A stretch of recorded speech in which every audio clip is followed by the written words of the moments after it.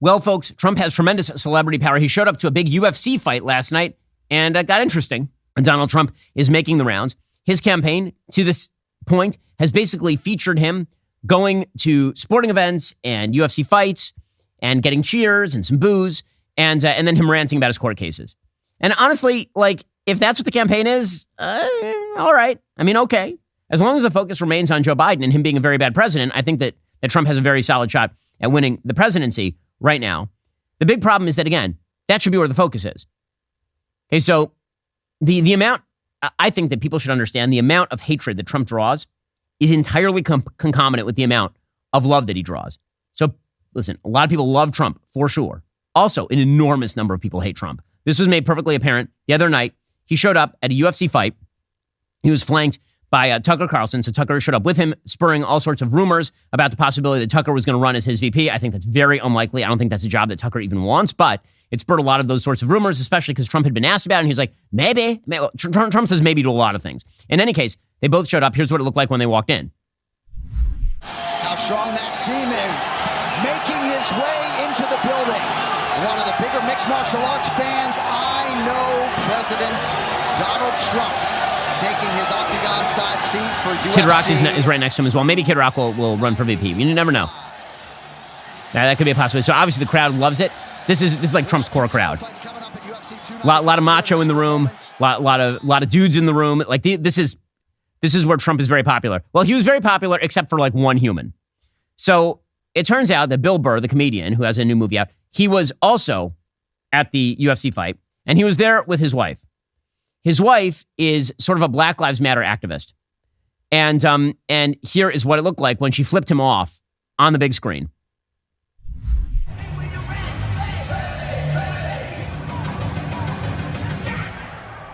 So you can see her behind him, and she flips a double bird at Trump as he moves into his row. Now, this spurred all sorts of conversations online. There are a couple points to be made here. One is that, again, there are a lot of people who really hate Donald Trump. It is not just that there are a lot of people who love Donald Trump. There are also a lot of people who really hate Donald Trump. He's a very, very polarizing figure. This is why, by polling data, generic Republican beats the pants off Joe Biden. And Donald Trump is running pretty even with Joe Biden in most of the polling. If you look at the Real Clear Politics betting averages right now, Trump is up slightly on Biden in the betting averages. If you look at the Real Clear Politics general election matchup average, it shows that Trump is up very, very slightly on Joe Biden, like within margin of error, 45.6% to 44.5%. In other words, pretending it's like a foregone conclusion that Trump's going to beat Biden, that's not true. Now, Trump could beat Biden for sure, but is it a foregone conclusion? Not clear. And if we get a year of Donald Trump ranting about his court cases and the media swivel, as they undoubtedly will, to cover Trump so as to avoid covering Biden, that's going to be a problem. The more Trump is in the headlines, the worse it is for him. The more Joe Biden is in the headlines, the better it is for Donald Trump. So again, point number one is that when you see this lady flipping off Donald Trump, a lot of us on the right are like, what a horse's ass. Like, really? He's at a UFC fight. Seriously? Like, really? And there are a lot of people who, meanwhile, are cheering her. Obviously, we are facing serious economic turmoil. We have international economic turmoil. We have domestic economic turmoil. We are blowing out the debt here in the United States to unprecedented levels. More spending will inevitably devalue the dollar. It's time to protect your savings by diversifying into gold with the help of Birch Gold Group. When you open an IRA with Birch Gold, for every $10,000 you spend by December 22nd, Birch Gold will send you a free gold bar. Just text BEN to 989898 to claim eligibility before Black Friday. Birch Gold can even help you convert an existing IRA or 401k into an IRA in gold without taking any money out of pocket. And you still get those free gold bars. With an A-plus rating with the Better Business Bureau and thousands of satisfied customers, you can count on Birch Gold to help you transition an existing IRA or 401k into an IRA in gold. Don't let your savings fall victim to the further devaluation of the dollar. Text BEN to 989898. Receive a free info kit on gold. Claim your eligibility before Black Friday to receive free gold bars on your qualifying purchase. That's BEN to 989898 to get started. Again, text BEN to 989898 to get started with my friends over at Birch Gold. If you own a firearm, you need to check out StopBox USA. They just introduced the StopBox Pro. This new safe is the most reliable, secure place for your firearm. The StopBox Pro is larger, stronger, more versatile, crafted from durable glass-reinforced polycarbonate ABS. It's not just tough, it's smart.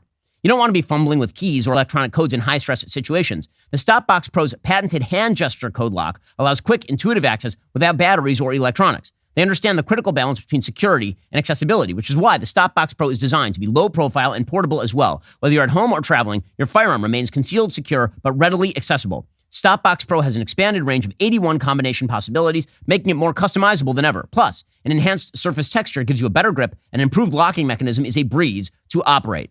So obviously, if you have kids in the home and you also have a firearm in the home, really important that you have a really good safe for your guns.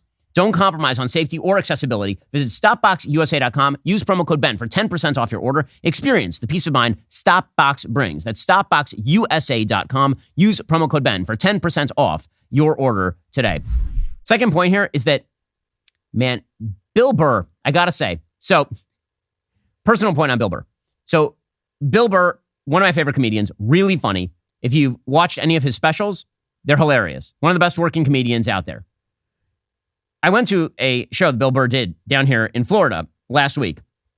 He did it with the Hard Rock Cafe at the Hard Rock Casino, like 7,000 seats. And Bill Burr, I think that he realizes that a lot of his crowd are people who are center right. And I think he's uncomfortable with that. I think he's deeply uncomfortable with that. I think partially it's because, again, he's married to somebody who is very much on the left.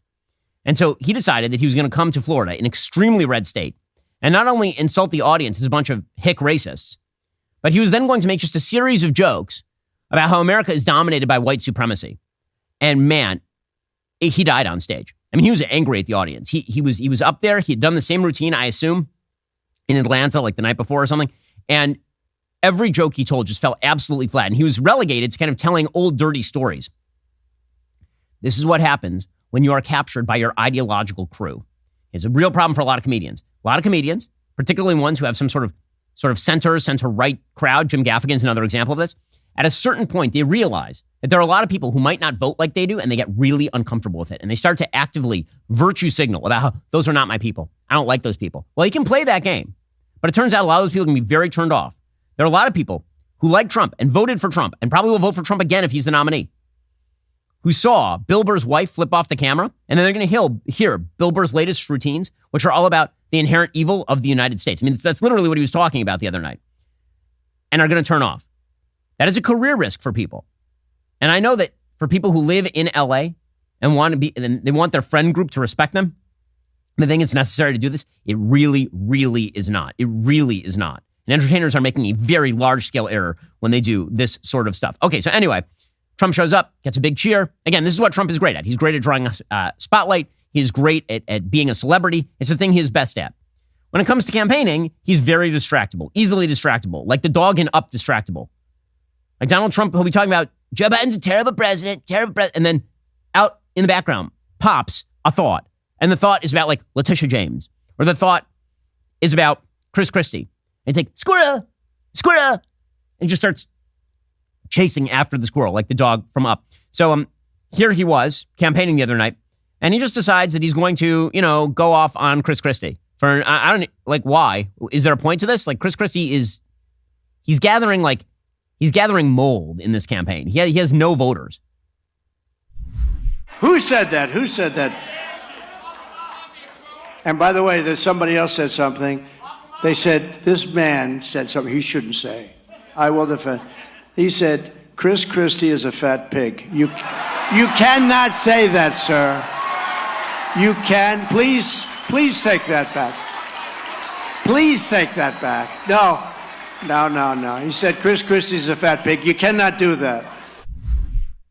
Yeah.